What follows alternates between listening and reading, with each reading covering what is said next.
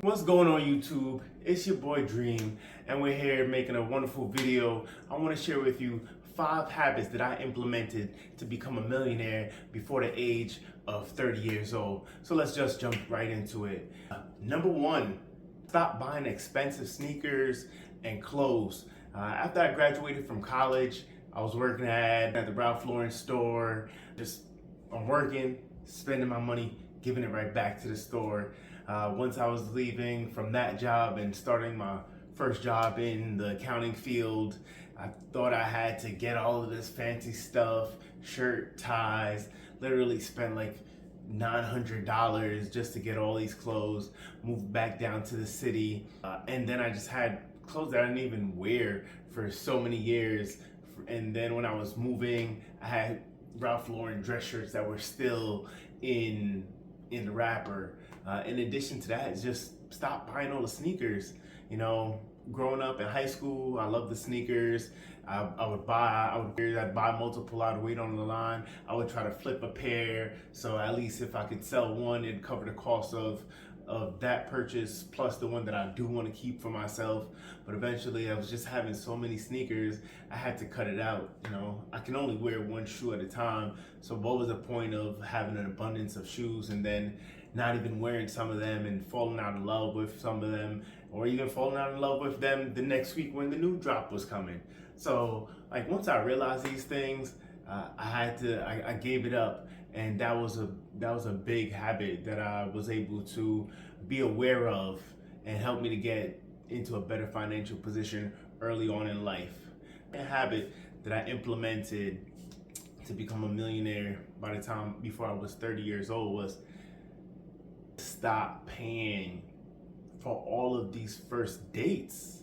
You know, with having Tinder and Bumble and Hinge and all these things, and being in shape and a handsome, decent guy, I was able to set up 3 to 5 dates within a week.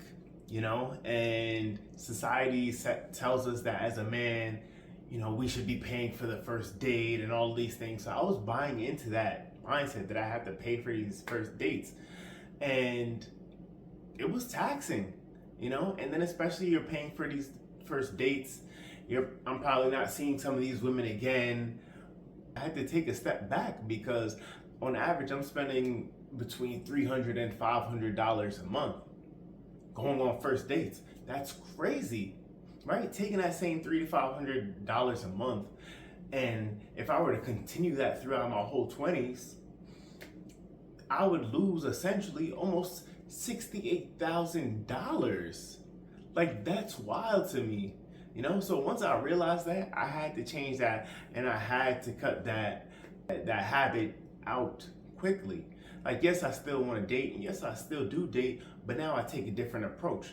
If I am going on dates, they'll either be walk in the parks, or I'll do something that's low cost, $5, $10 max. Maybe I'll bring some fruits. I'll tell her to bring something to drink, some sparkling water, bring some wine. So that way, these women, they're vested as well. They're bringing something, they're putting some skin in the game. They're gonna appreciate the time more when they have something that they put into it, or something to lose, or they just put that effort forth as well. So once you change this habit as well, that's a big change for many young men. The third thing you need to do is get a library card. Phenomenal for me. After I graduated from college, moved back to the city, and then I remember in 2015, I want to read more, but what does reading more look like to me?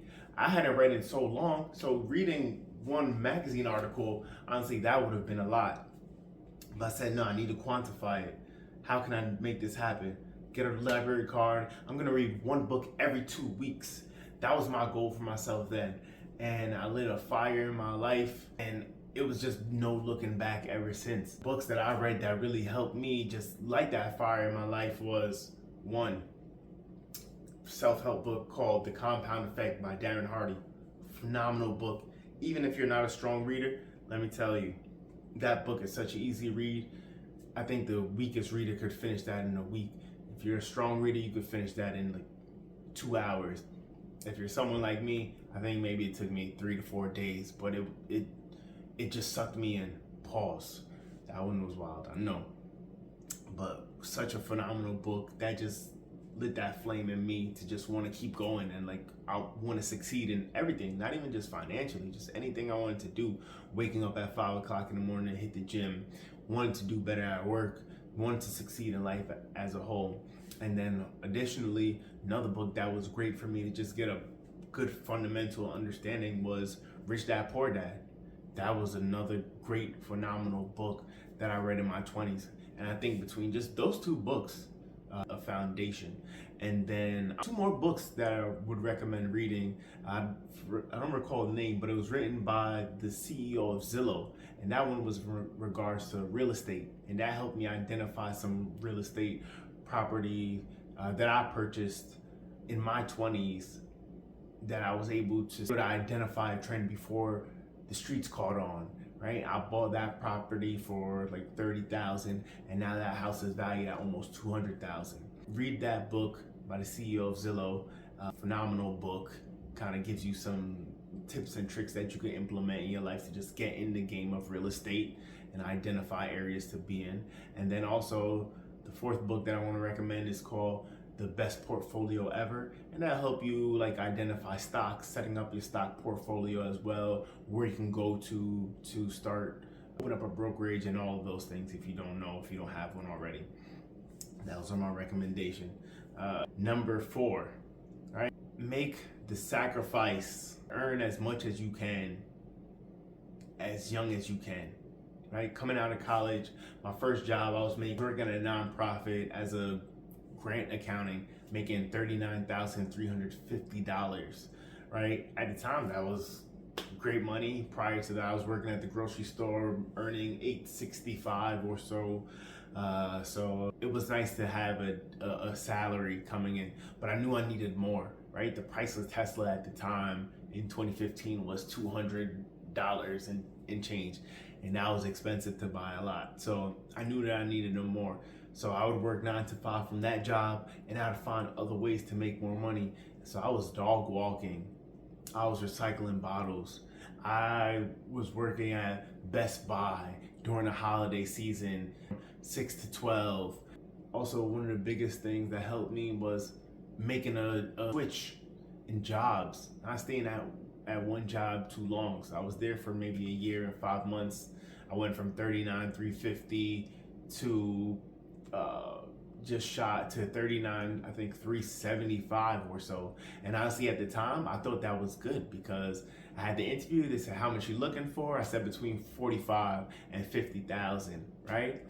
So I get to that second job, and then they offer me $49,375. I'm like, wow, oh my gosh, they're giving me at the top end. I was so enthusiastic. Come to find out, that was the bare minimum that they could have paid me for the position.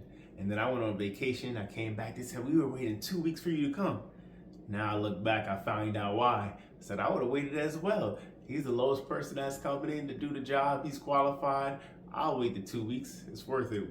All the savings that we're getting, and I stayed there for a little longer than I wanted to, but honestly, the environment was good. The team was good. I was able to learn a lot, and I didn't have too much pressure on me. But once I realized that, I continued with my education. They helped me pay for grad school, so I stayed there. But once I finished grad school, once I was very competent, I grew in the role as well, but I saw that I wasn't being compensated adequately, and I spoke up for myself, and it still wasn't being respected, and the work and effort I was putting in wasn't being reciprocated through my earnings. I knew at that point in time I needed to switch companies, or even potentially roles, and that is what I did. And then going from that role, I think I left that company making around $62,000, right? Started at $49,375, left at $62,000. And then I went earning $110,000, after leaving that company. So be afraid to switch companies, right? You don't want to do it too often, but definitely don't stay at one company for too long, especially if they're not paying you top dollar or they're not offering strong contributions to your retirement account. But also definitely take in the work environment as well. 5, invest all this money, that the extra money that you're saving, the extra money that you're making from jobs, invest it. Invest, invest, invest, and invest as young as you can. Keep your money invested for as long as you can. Let compound interest be your friend, right? Warren Buffett said compound interest is the eighth wonder of the world. The best thing you can do as a young man, as a young person, is to invest as much money as possible and keep it invested as long as you can, right? And these are the 5 habits that I practice in my 20s to help me become a millionaire by the time I was age 30. And I am currently 31 years old. So if I could do it, you can do it. If you could dream it, you can achieve it.